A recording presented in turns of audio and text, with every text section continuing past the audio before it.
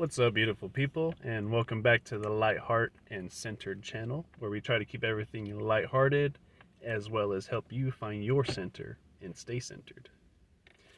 All right, so this is the moment you've been waiting for. We're going to talk about enlightenment. Let's do this. Okay, so most people think about reaching enlightenment like it's the Holy Grail, and in a way, it sort of is finding a way of finding the Holy Grail. But the problem is we make it out to seem like it's so unattainable for the average day person working the 9 to 5 job, because we don't have the time or resources to go out, drop everything we're doing, and hike up a mountain and stay there for 3 weeks in a dark cave to find enlightenment. But what people don't tell you is you don't need to spend 3 weeks in a dark cave starving yourself to find enlightenment. And enlightenment isn't reached or achieved, actually. You can't reach it or achieve it. It's remembered. It must be remembered. We all have a light within us, a divine spark of the Eternal One. All we have to do is tap into that light and we will remember what it is we truly are.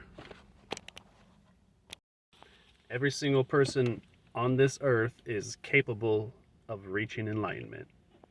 It is not exclusive to anyone. The thing we need to understand is that there are different levels of enlightenment. And you can have enlightening experiences and still not be enlightened. The very first level of your initial awakening, your spiritual awakening, is when you become aware that everything is energy, but on not just knowing that on a different level, more feeling that and understanding that on a deeper level. And let's see. After you have your initial awakening, you're going to step onto a journey of self-betterment and self-mastery, and it's inevitable. Anybody who awakens their divine spark is going to go on this journey of self-betterment and self-improvement. And when you take that journey, life will begin to unravel, and everything you think you know will start to dissolve. It will be the most beautiful and terrifying experience you'll ever have. When your entire world is falling apart around you and everything you think you are and you thought you knew is crumbling, you will simultaneously be rebuilding and reprogramming your perception. That's what alchemy is, turning pain into purpose. A lot of people think that when you become spiritual that you're supposed to be all humdrum and happy all the time, but that couldn't be further from the truth. Once you have your spiritual awakening, you're going to go through several fires and several storms, and all of those trials are meant to refine you and dissolve the old you so that the new you can be reborn. Alchemy is about refining metal, so think about that as your heart is the metal that you need to refine your heart, and we'll get more into that. So, despite the uncomfortable moments and the struggles, it is worth every bit of it when you experience the ecstasy of your divine will. You begin to understand the grace of God within you and how you have the patience of God within you. The reason we're able to overcome darkness is because we have a light, and it's returning to that light that brings us new wisdom. Once you've gone through the many storms and trials you will face, you will arise with newfound clarity and strength. Promise you that. Think of it like finding a powerful peace within you. You're gonna feel strong, but it's not power in an ugly way. It's a beautiful power. It's hard to explain this because this is all ineffable, my friends. I'm trying to put the ineffable into words, which is practically impossible, but we'll do our best. I know it sounds contradicting, but that's what the energy of the divine protector is. It's powerful and peaceful. We all have this guardian spirit within us. It is what motivates us to protect life and cultivate new life. We are creators, and we were made in the image of God to be creators. There's an old saying that if God were to be hidden, the best hiding place would be inside the man's heart, because he'd never think to look there, right? Well, I didn't think to look there, and when I started practicing meditation, I sure as heck wasn't looking for God. Excuse me. I still didn't believe in God then. I just wanted to create the Philosopher's Stone. Um, I love the dedication that monks and gurus have, the ones that live in the mountains. But for me, I don't think we have to live every single moment in dedication. I think life is also meant to be lived.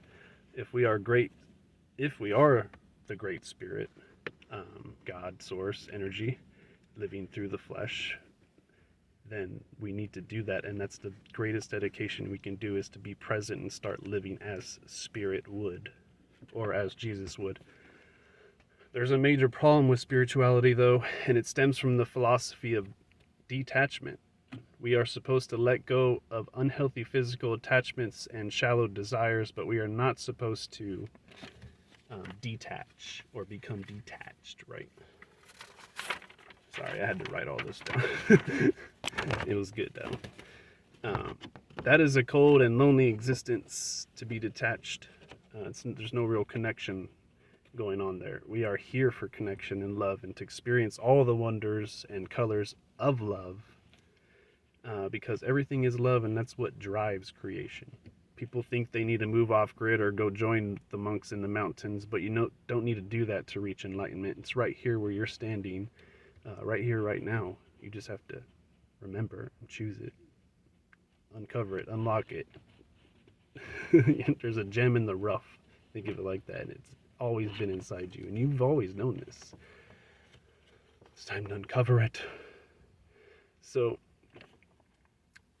the problem with avoiding uncomfortable situations and society altogether is now you have taken away your light and your magic from the world and that realm, and it will only get darker. We all came here to spread our light and raise the vibration. Here you go. Raise the vibration. It's probably backwards. But that's the goal. And that's the reason we're all spread apart. All the light workers, spiritual leaders, speakers of the world, we're all spread out because we're raising the vibration as a collective. And if we were all in one place, then we wouldn't be able to affect the entire globe. So, if you're wondering why you haven't found your tribe yet, that's because we're all spread out. But it might not be like that always. We're here to keep smiles on people's faces. That's it. That's all we have to do, is keep shining our light. That's what transforms the world. Humanity's evolution is not just about consciousness and evolving the mind. It starts in the heart, my friends, and that's where it ends too. That's the evolution that we're going to go through, in the heart. So many people would rather avoid darkness instead of learn from it or shine through it. If we stay hiding in our caves and our little corners, then we are not truly enlightened, in my opinion.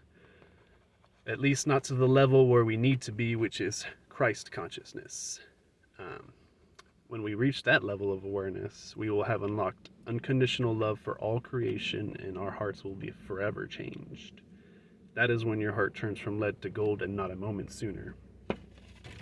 So that's all I had written, but I just want to say another thing that I forgot to write, which is a lot of people think you can't be enlightened if you call yourself enlightened. But I call BS, because there's so many different levels of enlightenment that everybody just generalizes it.